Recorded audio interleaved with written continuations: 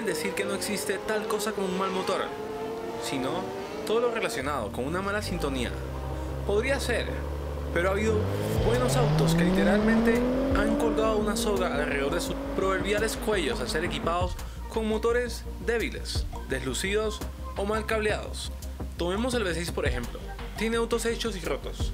El Acura NSX 2019, el Audi S4 2018 e incluso el Hyundai Genesis Coupé 2010.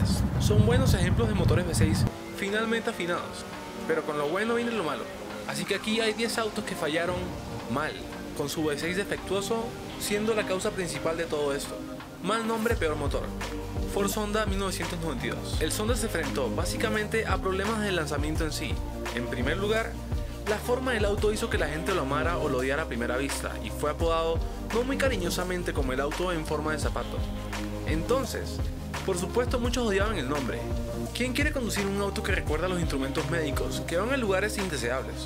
Finalmente, el último clavo en su ataúd fue el motorcito de 3 litros Vulcan V6, que no hizo nada por el auto o su tracción delantera. A pesar de equiparse más tarde con un motor V6 de 2,5 litros y 164 caballos de fuerza, el Sonda estaba condenado a fallar y a fallar de forma épica. El auto del pasado, DeLorean DMC-12 de 1981.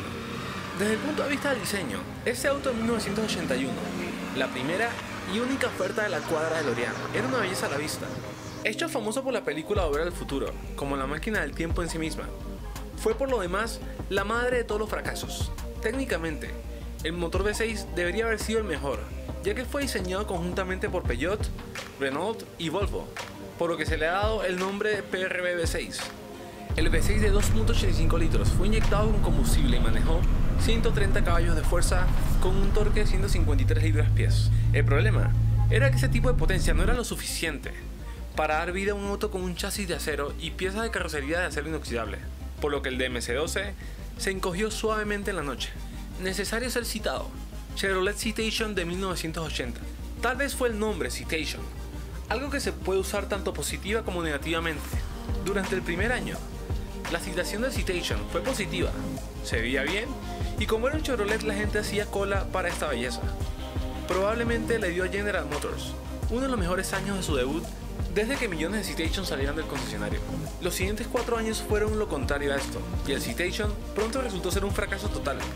La razón del deslucido motor V6 MPFI de 2.8 litros que generó 135 caballos de fuerza y una torsión de 165 libras-pies. El sello principal tenía tendencia a tener fugas, pero el daño ya estaba hecho. En 1985, el Citation había terminado. El extraño gran auto, Cadillac Fleetwood V8 664 de 1981. Alguien tuvo la brillante idea de un motor a la carta, así que el Fleetwood de 1981 se lanzó como un motor que podía encender y apagar los cilindros del motor a petición. Este motor en particular ha pasado a la historia como la peor idea después de las ruedas cuadradas. Fue apodado el V864, lo que significa que podría encender como un V8, un V6 o un V4 dependiendo de cuánta potencia necesita el auto. Suena bien en teoría, pero la realidad era una pesadilla temblorosa y fuera de control sobre ruedas. Algunos propietarios de autos fueron lo suficientemente ingeniosos para conseguir que este complicado motor se comportara como un V8 sólido y recuperar algunos de los controles de su auto. Para aquellos que no lo hicieron, este auto fue todo un fiasco. Cuando el poderoso Toño, Maserati Biturbo de 1976. No esperarías ver un Maserati en esa lista, ¿verdad? Quiero decir, esta es una marca conocida por sus autos superiores y sus motores finamente afinados, pero cuanto más grandes son, más se caen. Con el Biturbo, Maserati realmente ha caído. Ahora, técnicamente el Biturbo tenía un motor de doble turbocompresor que venía en 3 configuraciones de 2 litros, 2.5 litros y 2.8 litros. Después de los primeros 6 meses, todo lo que podía gotear, romperse o simplemente caerse en el auto lo hacía con prontitud.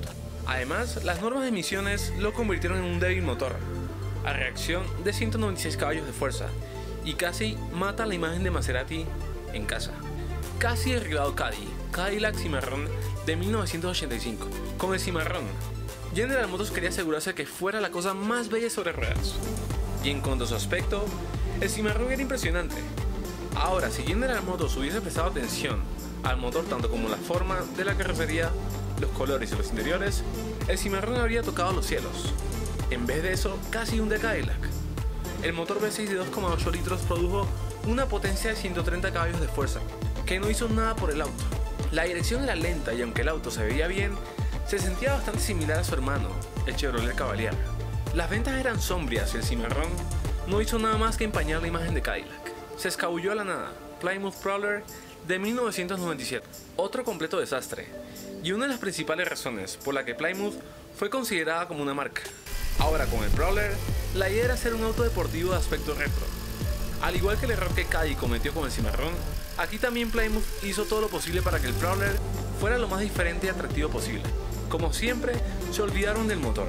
Mientras que el motor Chrysler V6 de 3,5 litros producía unos 215 caballos de fuerza, no era suficiente para un auto deportivo, lo que hacía de Plymouth una unidad muy aburrida. El ridículamente pequeño maletero era otro negativo, y el remolque Prowler, con un valor de $5.000 para añadir espacio, no hacía nada por el aspecto ni el manejo del auto. Un motor muy caprichoso, Ford Capri 2.8 litros V6 de 1983. El motor de 2.8 litros del Ford Capri era caprichoso en el mejor de los casos, y la razón no era el motor SX V4 construido en Gran Bretaña, sino los motores V6 de Colonia construidos en Alemania que derribaron el Capri.